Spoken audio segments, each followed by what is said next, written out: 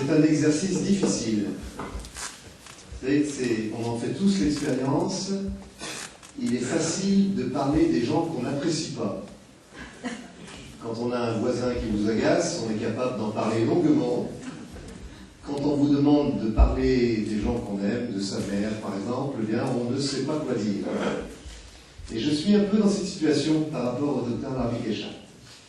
Je suis incapable de dire à quel moment exactement on s'est rencontrés. Ce dont je suis sûr, c'est que c'est lui qui m'a invité il y a bien des années, et je préfère qu'on n'essaye pas de calculer, au centre de la rue de Tanger, où, et on se les rappelait tout à l'heure, le docteur Larvik Eshach, avec ses amis du centre de la rue de Tanger, a eu un souci d'ouverture aux autres, d'accueil de gens très divers, et en effet, c'est sûrement la première grande mosquée de France, et peut-être d'Europe, où se sont tenues régulièrement des conférences avec des gens très très divers. Sans doute que c'est la première mosquée de France où des prêtres catholiques, entre autres, sont venus parler, et où des sujets de société très importants qu'on n'aborde pas toujours, ni dans les mosquées, ni dans les églises. Je pense notamment au programme du sida. C'est dans ce lieu-là que moi j'ai été invité à plusieurs reprises, et j'ai pu faire connaissance avec le docteur Larvik Eshach. On a eu l'occasion de se suivre dans différentes péripéties. Et moi, alors je peux dire ce qui m'impressionne chez le docteur Larvik Eshach, il me le pardonnera parce que je sais sa modestie, c'est justement sa très grande humilité.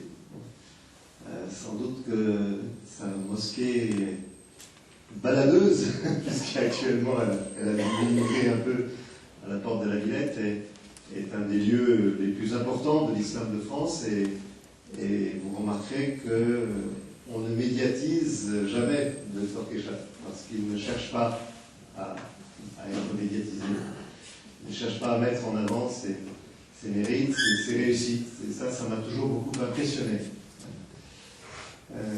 Ce qui m'impressionne aussi, c'est difficile de dire des choses comme ça, c'est que je sais que c'est un homme profondément spirituel. Et c'est pour ça que tout à l'heure je disais, ça m'est difficile de parler de lui, parce que ce qui me touche le plus chez lui, ce n'est pas finalement ce qu'il fait, mais j'ai envie de dire ce qu'il est. Et cela, on le vérifie dans des choses très simples. Tout à l'heure, nous parlions ensemble d'un ami commun qui est décédé, et je sais toute l'affection que cet ami avait pour vous, toute l'affection que son fils, qui est un peu un de mes fils aussi, a pour vous. Voilà. Donc je crois qu'on est d'ailleurs au cœur du sujet, parce que finalement, la question ce n'est pas d'abord le dialogue, mais c'est d'abord de nous découvrir dans une profonde humanité commune et dans une vraie fraternité. Voilà ce que j'ai simplement envie de dire. Vous n'êtes pas obligé de... Non. Vraiment, je vous remercie infiniment de nous avoir donné cette très belle occasion. Cette très belle occasion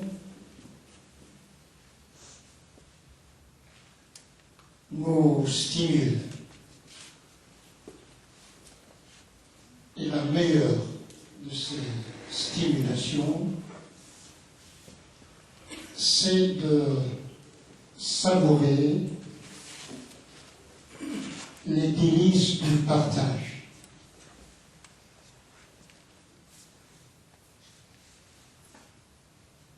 La découverte de Christian Delorme remonte quelques années.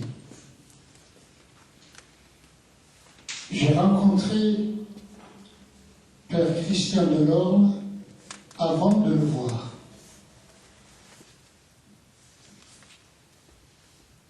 Dans notre tradition littéraire de la culture arabe, nous avons un grand nom des lettrés arabes.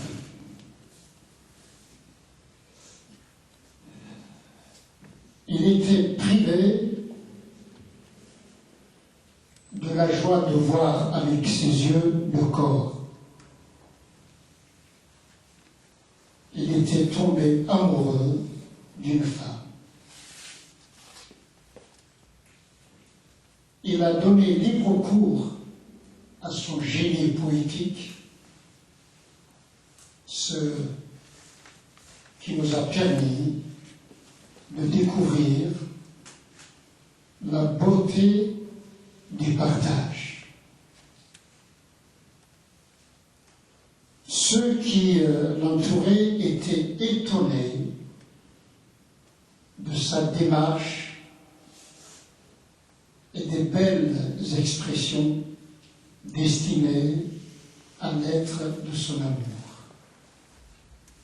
On lui disait, c'est étonnant, tu ne vois pas, et malgré cela, tu es tombé amoureux de cette femme. Qu'a-t-il dit en arabe? Donc, والأذن تعشق قبل العين أحيانا. L'oreille peut nous conduire vers les prairies de l'amour avant que l'œil n'arrive à découvrir la beauté avec un grand B de la personne en question. C'est sans exagération que j'évoque cette belle réalité métaphorique et cette métaphorie plus réelle que la réalité. Christian Delorme est un homme de foi et il nous a donné la possibilité de découvrir non la foi dans l'abstrait, mais de savourer les fruits de la foi. C'était un homme de foi et un homme de terrain. Il serait constructif pour les musulmans et les non-musulmans de ne pas perdre de vue les efforts qui ont été déployés par Christian Delorme et d'autres personnes. Certains d'entre elles nous ont quittés. J'ai eu l'occasion de, comme Christian Delorme venait de le rappeler, c'est de partager des moments de parole. Et chaque fois, je me trouvais